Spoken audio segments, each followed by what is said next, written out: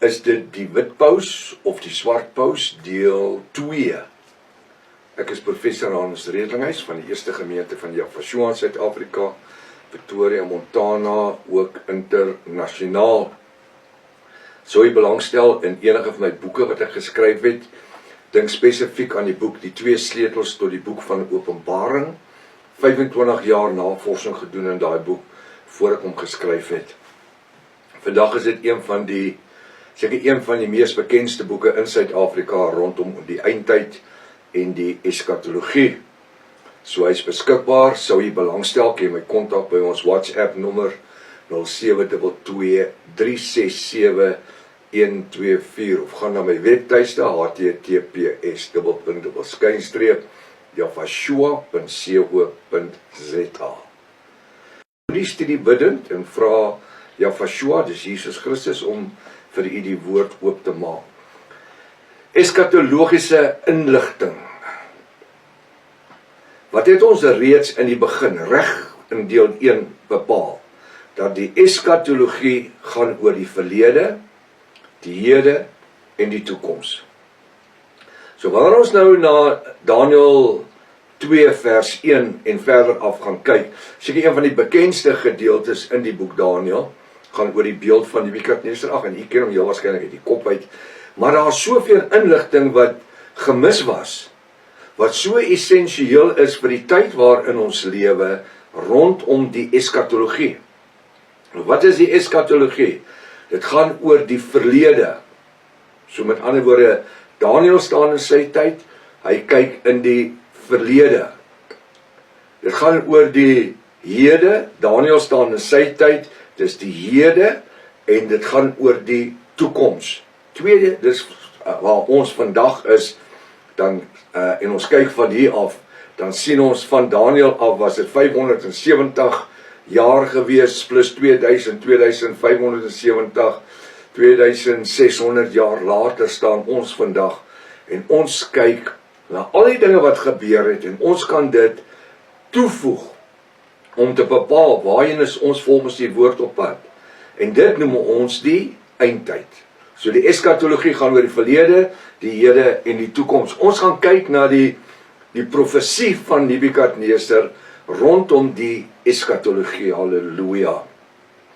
Die beeld van Nebukadneser, nou jy gaan my moet verdra, ons gaan deur die hele skrifgedeelte stap en ons gaan moet kyk wat sien Nebukadneser en wat gebeur so in die tog terwyl ons deur Daniël hoofstuk 2 stap. Daniël 2 vers 1.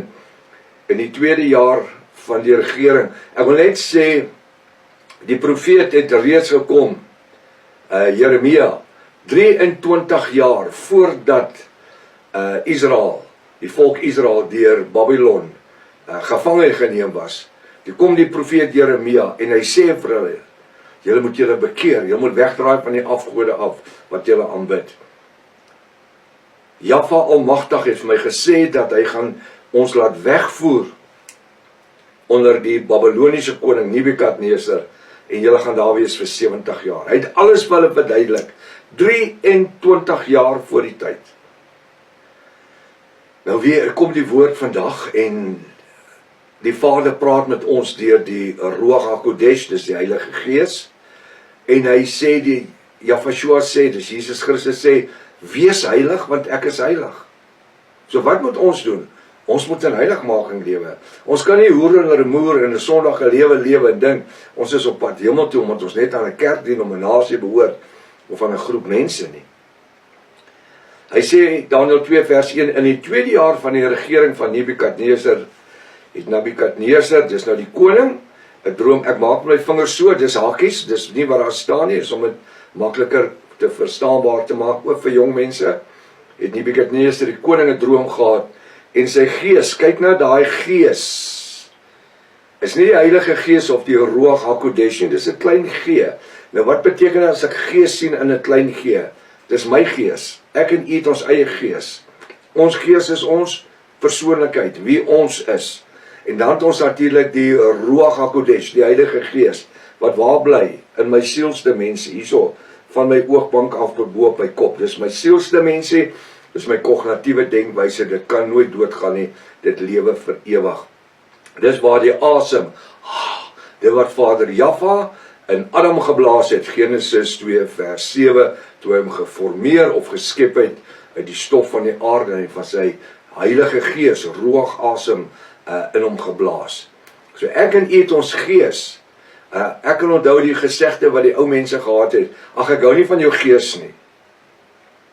So as ek uitkom en ek is bombasties en ek is so, jy hou nie van my gees nie, wat sê dit? My persoonlikheid nie. Die Engelse woord, daar is my attitude nie. My attitude is ook my gees. My houding. Ek gooi hom net so, jy weet. Nou ja, dis wat dit is. Dis die gees.